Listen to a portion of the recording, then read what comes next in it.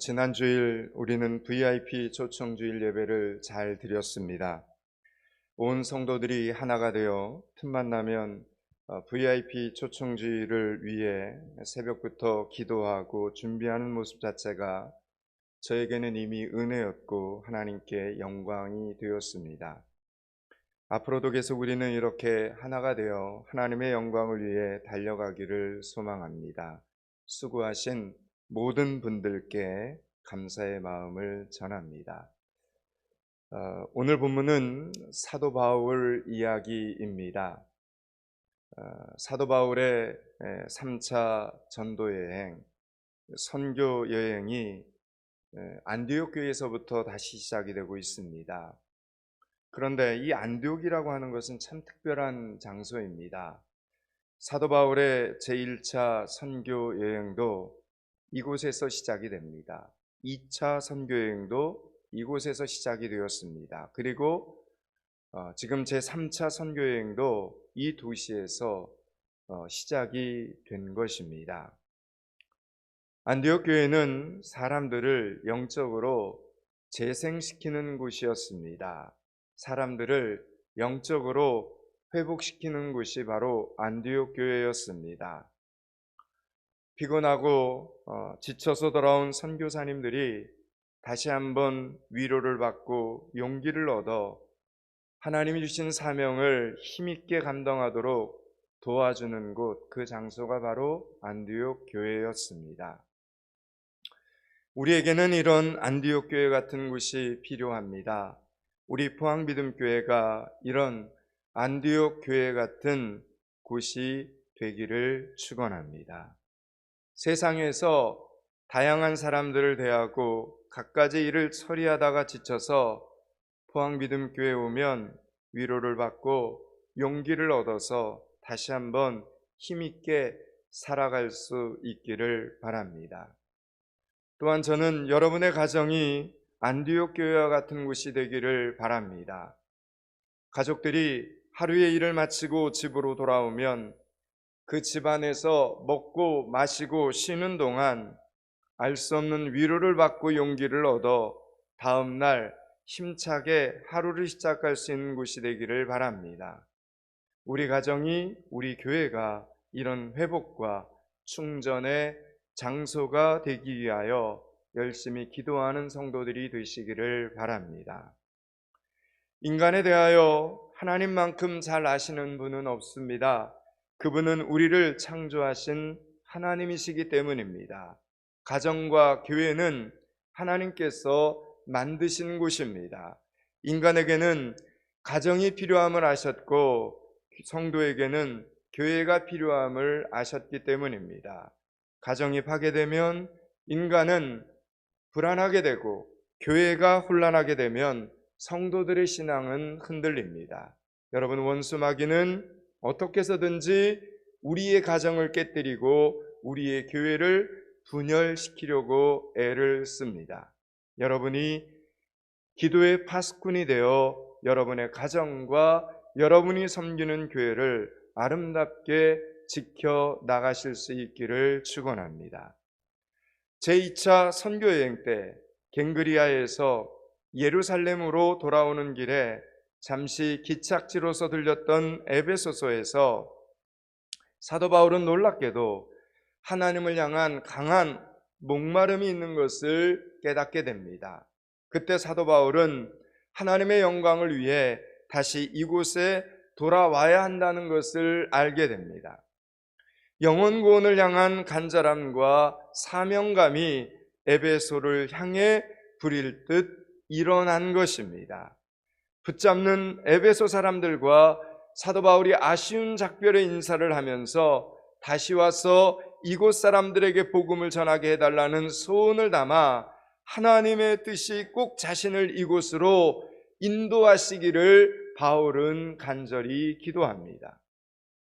이미 사도 바울은 아시아에서 복음을 전하고자 애쓰고 힘썼으나 성령 하나님께서 막으시고 마게도냐 지방으로 인도하시는 경험을 했습니다. 아무리 선한 하나님의 일이라도 하나님의 뜻이 아니라면 지금 내가 하고자 해도 할 수 없다는 것을 바울은 먼저 깨달았습니다. 그래서 에베소에 하나님의 말씀을 전하고픈 간절한 자신의 소원이 하나님의 뜻이기를 바라는 마음을 담아 입술을 열어 하나님 앞에 기도를 한 것입니다. 이렇게 사도 바울이 에베소에 대한 영적인 책임감을 느끼면서 다시 가고자 애를 쓰는 동안 아볼로라는 사람이 에베소에 와서 전도를 했습니다.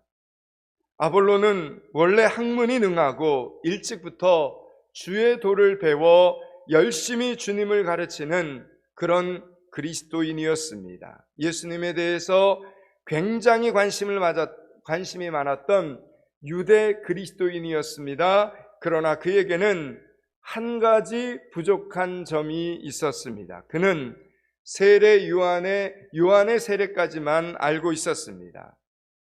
여러분, 성경이 말하는 요한의 세례란 무엇입니까? 하나님께서 예수님을 보내주실 것이다. 그러므로 회개하고 세례를 받아 마음을 정결케 하라는 것입니다. 결정적으로 오늘 본문에 또한 등장하는 아볼로라는 사람은 하나님의 아들 예수 그리스도께서 이미 나사렛 예수를 통해 오신 것을 알지 못하는 사람이었습니다.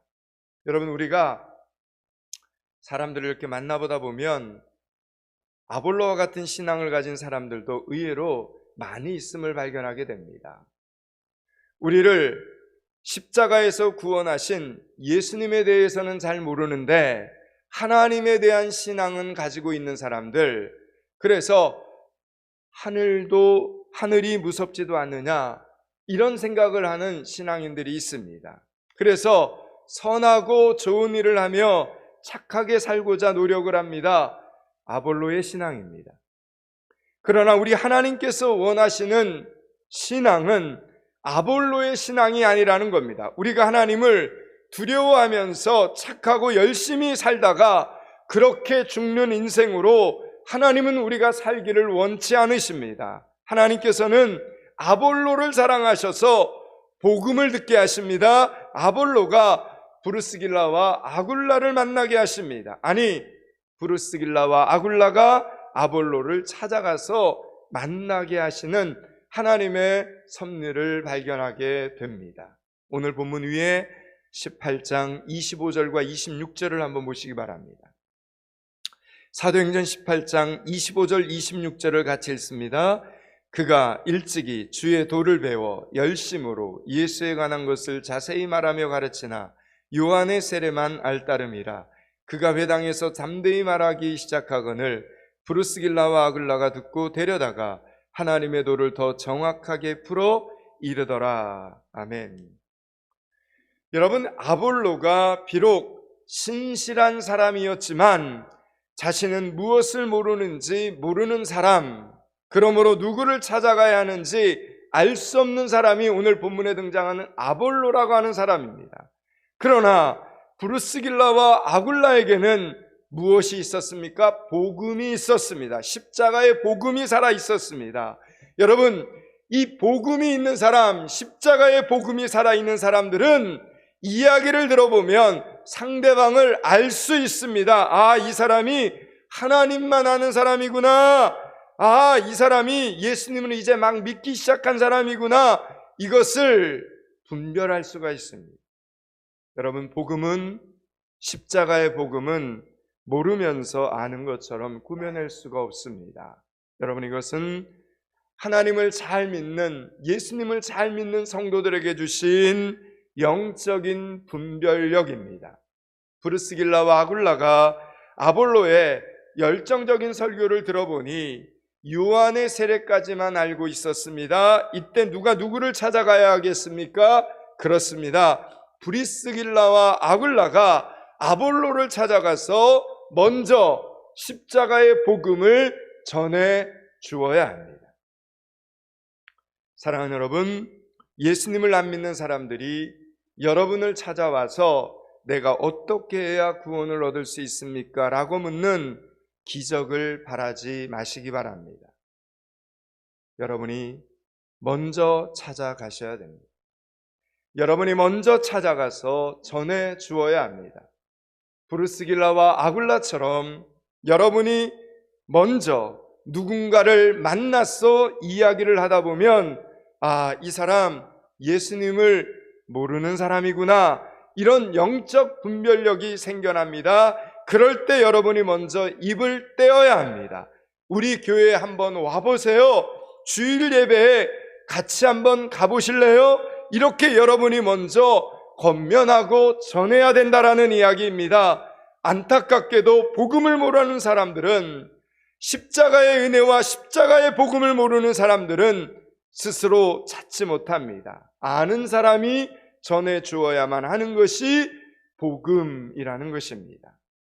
이제 브루스길라와 아굴라를 통해 복음을 들은 아볼로에게는 새로운 영적인 눈이 열리기 시작을 합니다. 그는 이제 예수님이 우리가 그렇게 기다리고 기다리던 메시아 예수 그리스도라고 전하기를 아볼로는 주저하지 않았습니다. 아볼로는 아가야와 고린도까지 가서 열심히 십자가의 복음 예수 그리스도를 전하기 시작을 합니다. 여러분, 오늘 본문에 앞서서 아볼로의 전도 이야기를 살펴본 이유는 우리 중에는 아볼로의 신앙을 가진 사람들이 매우 많기 때문입니다. 하나님은 우리가 예수 그리스도는 모르고 하나님만을 아는 아볼로처럼 되기를 원치 않으십니다. 또한 예수님을 알긴 아는데 성령 하나님을 모르는 사람으로 있는 것 하나님은 원치 않으십니다. 하나님께서 우리에게 원하시는 것은 성령 하나님을 경험하는 것입니다. 성령 하나님을 체험하는 것입니다. 성령 하나님을 만나는 것입니다. 오늘 본문 사도행전 19장 1절 2절을 다시 한번 보시기 바랍니다. 1절 2절을 같이 읽습니다. 아볼로가 고린도에 있을 때 바울이 윗지방으로 다녀 에베소에 와서 어떤 제자들을 만나 이르되 너희가 믿을 때 성령을 받았느냐? 이르되 아니라 우리는 성령이 계심도 듣지 못하였노라. 아멘. 아볼로가 고린도에 있을 때 이 말씀을 보니까 사도 바울이 에베소에 와서 제자들을 만났습니다. 사도 바울이 이 사람들을 보니 영적으로 느껴지는 것이 있었습니다. 이 사람들이 아직 성령을 체험하지 못했구나. 예수님의 제자들이라고 하는데 성령을 온전히 체험하지를 못했구나라는 걸 바울이 알게 됩니다. 여러분, 에베소에서 예수 믿는 사람들을 보니 그들이 굉장한 열심도 있습니다. 그리고 헌신의 모습도 있고 충성하는 모습도 보이고 다 좋은데 사도 바울이 에베소의 그리스도인이라고 하는 사람들을 이렇게 지켜보니까 저들에게 아주 중요한 것이 하나 빠져 있었습니다. 그것이 바로 성령이었습니다. 성령. 그들은 성령 하나님을 몰랐습니다. 여러분은 어떻습니까? 오늘 여러분은 성령 하나님을 체험하신 분들입니까? 성령 하나님을 경험하셨습니까? 사도 바울은 그들에게 이렇게 질문합니다. 너희가 믿을 때 성령을 받았느냐? 이렇게 질문합니다. 너희가 믿을 때 성령을 받았느냐? 여러분은 성령을 받으셨습니까? 여러분, 성령은 길 가다가 막 받는 것이 아닙니다. 성령은 예수 그리스도를 믿을 때 받습니다. 그러므로 일단 예수님을 믿지 않으면서 성령 받는 일은 없습니다. 성령 받는 일이 귀신 신내림이라 생각하시면 안 됩니다. 성령은 반드시 예수 그리스도를 믿는 사람들에게 임합니다. 그러므로 예수님을 믿는 사람들 중에는 성령 체험을 한 사람들과 성령 체험을 하지 않는 사람들이 있다라는 것입니다. 여러분은 성령 하나님을 체험하셨습니까? 성령 하나님을 체험하는 일은 사람마다 다 다릅니다. 어떤 사람은 예수님을 믿고 나서 시간의 흐름 속에서 성령 하나님을 체험하는 사람들이 있습니다. 또 어떤 사람들은 예수님을 믿을 때 동시에 성령 체험을 하기도 합니다. 또 어떤 사람에게는 성령 체험을 먼저 하고 나서 교회 세례를 받을 수도 있습니다. 그러므로 꼭 교회 세례를 받는 사람에게만 성령 체험이 오는 것은 아닙니다. 그가 전심으로 예수 그리스도를 개인의 구주로 영접하기만 하면 초신자일지라도 얼마든지 그 사람 성령 체험을 할 수 있다라는 이야기입니다. 여러분, 예수님의 제자들을 한번 생각해 보시기 바랍니다. 예수님의 제자들은 우리가 아는 것처럼 예수님과 함께 먹고 마시고 함께 숨을 쉬고 함께 살았습니다. 무려 3년 반 동안 설교도 직접 들었습니다. 그리고 예수님이 행하는 기적도 예수님의 제자들은 직접 목격했습니다. 십자가를 목격한 증인들이고 예수님의 부활의 증인이기도 합니다. 이런 제자들에게 여러분, 복음이 없다 이렇게 말할 수 있겠습니까?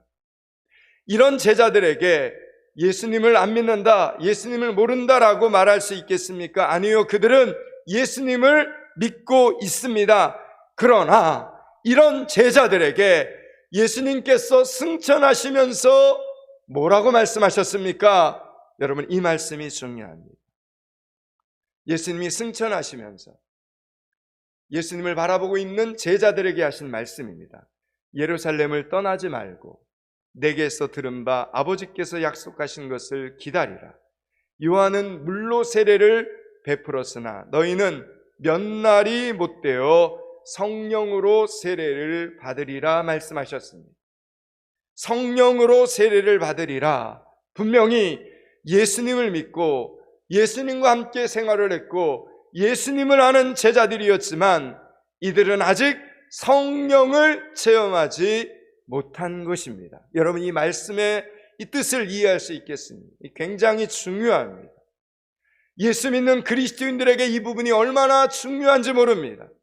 분명히 예수님을 믿고 예수님을 아는 제자들이었지만 이들은 아직 성령을 체험하지 못한 것입니다. 이것은 제자들이 무엇을 잘못했다라는 것이 아닙니다. 여러분, 이것은 제자들의 신앙이 이제는 영적으로 거듭나야 될 시기가 되었다라는 의미입니다. 영적으로 거듭나야 할 시기.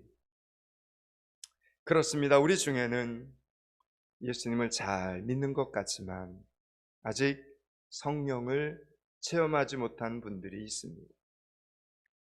그런 분들이 무엇을 잘못했다라는 이야기가 아니라 이제 그분들의 신앙이 영적으로 거듭나야 할 때가 되었다는 것입니다. 여러분, 그렇게 거듭나지 않으면, 성령으로 거듭나지 않으면 여러분의 옛사람의 모습이 결정적인 순간에 여러분의 신앙에 혼란을 가져오고 교회를 어지럽게 만듭니다. 여러분, 고넬료의 경우 한 집안의 한 개인의 집에서 베드로를 초청해서 하나님의 말씀을 들을 때 고넬료와 온 가족들이 말씀을 듣는 중에 성령 체험을 함께 됩니다. 여러분, 중요합니다. 하나님의 말씀을 듣는 중에 고넬료와 그의 모든 가족들이 성령의 체험을 경험하게 됩니다. 성령 체험은 개인적으로 일어나기도 하지만 이처럼 하나님의 말씀 가운데 전체적으로 일어나기도 한다는 겁니다. 이게 성령의 역사입니다. 오순절 마가의 다락방에서도 그렇고 성령을 체험하는 경우를 살펴보면 신기하게도 보이지 않는 영적 어떤 공식들이 있습니다. 그 공식의 첫 번째는 잘 들으셔야 됩니다. 일단 예수님을 믿는 사람들의 모임에서 일어난다는 것입니다. 오순절 마가의 다락방에서도 그렇고 고넬료의 가정에서도 마찬가지입니다.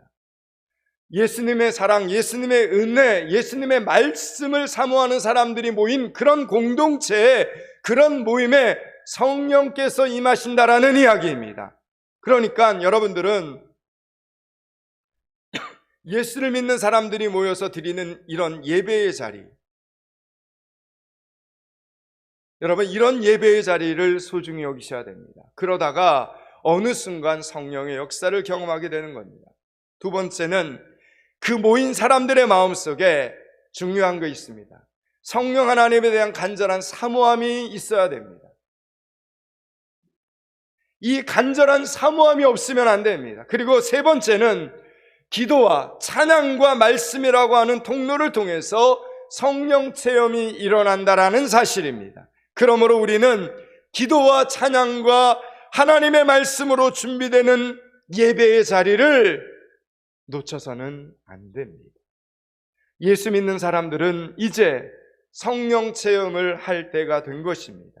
예수님께서는 제자들에게 성령 체험을 하기 전에는 너희들 예루살렘을 떠나지 말라 이렇게 말씀하셨습니다. 왜냐하면 성령 체험을 하기도 전에 예루살렘을 떠나 복음을 전하면 복음을 전할 수는 있겠지만 곧 지쳐버리게 될 것을 아셨기 때문입니다. 고갈되어 버릴 것이기 때문입니다. 맨 땅에 헤딩하는 것처럼 제풀에 지쳐버리게 될 것입니다.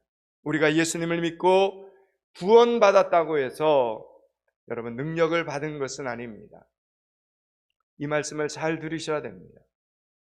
그래서 우리 날마다 하나님의 은혜를 받을 수 있는, 하나님의 능력을 공급받을 수 있는 자리로 날마다 나와야 됩니다. 여러분 기억하십시오. 우리가 예수님을 믿고 구원받았다고 해서 능력을 받은 것은 아닙니다. 이제부터 내가 교회에 다닌다, 예수를 믿는다, 예수님이 내 죄를 용서해 주셨다, 아멘 할렐루야 할 수 있습니다. 그러나 이것은 어디까지나 분명한 사실이지만 이론입니다. 여기에 대한 성령의 인치심을 경험하셔야 된다라는 이야기입니다. 여러분은 성령을 체험하셨습니까? 성령을 경험하셨습니까? 여러분의 배우자는 성령을 경험하셨다 생각하십니까? 여러분의 자녀들은 성령을 경험했다고 여러분 생각하십니까? 여러분 성령 받은 사람과 성령 받지 않은 사람은 그래서 결국 모든 부분에서 차이가 날 수밖에 없는 것입니다. 여러분 이것은 앞으로 우리의 신앙생활에 있어서 시간의 흐름 속에서 매우 중요한 일입니다. 성령 받은 사람과 성령 받지 않는 사람들의 차이점. 오늘 본문 4절에서 7절까지 말씀을 보겠습니다.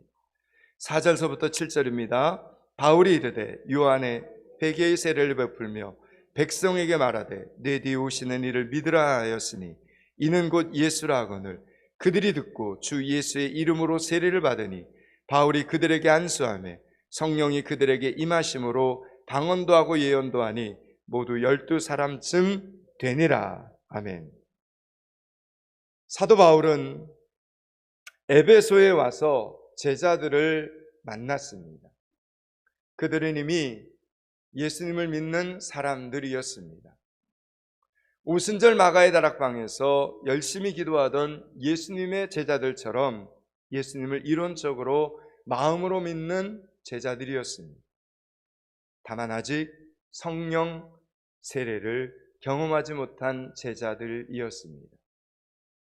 사도 바울은 이 성도들의 신앙이, 이 성도들의 믿음이 이제 한 단계 업그레이드 되어야 할 때가 되었음을 믿고 다시 그들에게 설교를 하고 있는 겁니다.